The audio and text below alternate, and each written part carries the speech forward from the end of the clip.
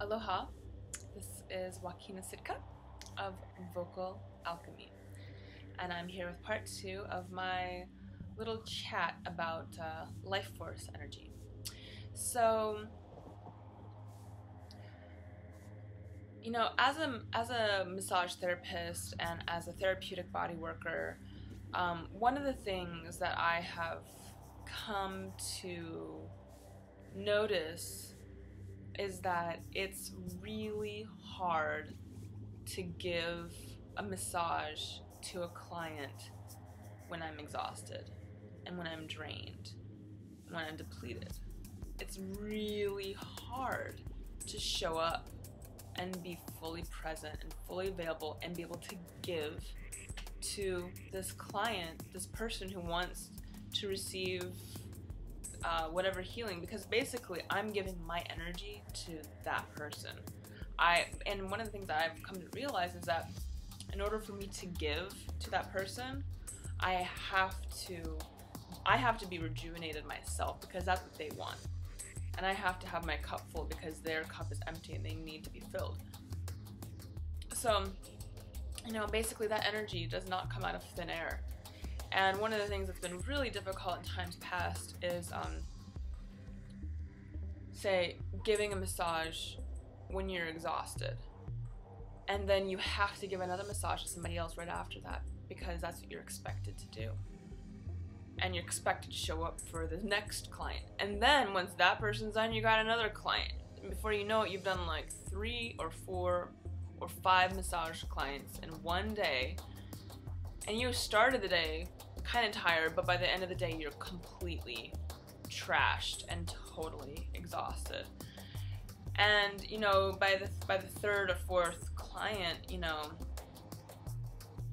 they're receiving like a fraction of your ability, or of my ability, because I'm not actually I'm not actually giving from a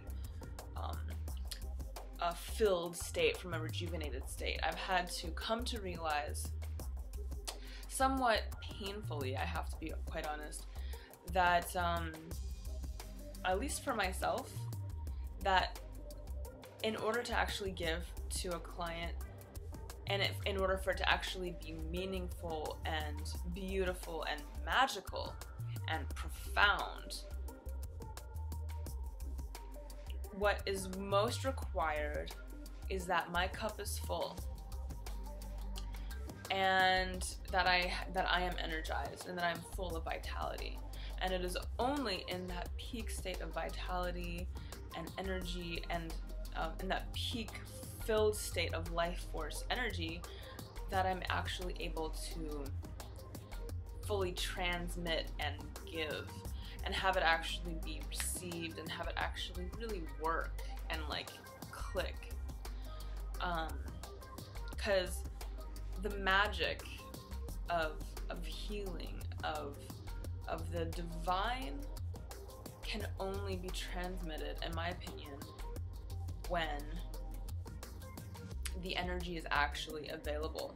And in order for the energy to be available, I have to be available to myself. I have to be fully present. I have to be able to fully show up. And you can't just do that, especially when you're just banging them out like one after another, after another, after another, after another, after another. You have to take time for yourself.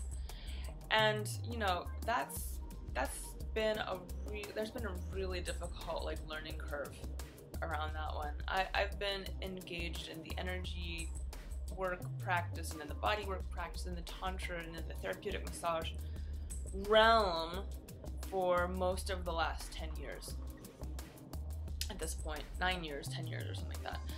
And it's taught me a great deal about how to be fully and completely present, and about filling this well. And that's actually like my most recent learning curve.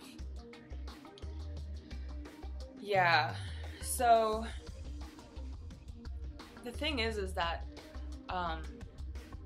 this is absolutely central to the vocal alchemy practice and my understanding of vocal alchemy, because ultimately, what each of us needs to learn are tools and practices that will help revitalize, recharge, and rejuvenate not only our physical body, but more importantly, our energy body. And that will also help clear our emotional body, which, in my understanding, kind of dictates our energy body. And so I have come to find that the voice, that chanting, and that breath work, and that like internal meditation are very profound tools for cultivating an awareness of the internal energy body, for clearing the energy body, and for revitalizing and rejuvenating the energy body. Which is why chanting, singing, toning, all of these kinds of practices are literally almost fundamental worldwide spiritual practices in almost every culture and every civilization across the planet for like all time, always. I know for myself, there's a lot of things that I love in life, but ultimately everything else that I enjoy in life, and I enjoy a lot of things, everything from like pleasurable food like sushi to pleasurable sex to like amazing dancing to going and swimming in the ocean to blah blah blah blah, like rivers, you name it. Like there's so many things that I love, but honestly, singing and using the voice is if not the numero uno, number one thing that like fulfills me or fills me, if it's not the number one, then it's definitely like in the top 3. It's definitely among my favorite things. Okay, maybe swimming in the ocean in Hawaii is like number 2 or number 3. It's definitely, that's also in the top 3. But anyway, I was watching I was watching an interview with Tina Malia recently that I found really fascinating, and she was basically saying something along the lines of, for her, singing and music has always been her like number one thing in life. It puts everything else like 20 notches like lower. Like for her, singing and making music is like the number one thing that like brings her to her state of joy and enlightenment, and it's her dharma.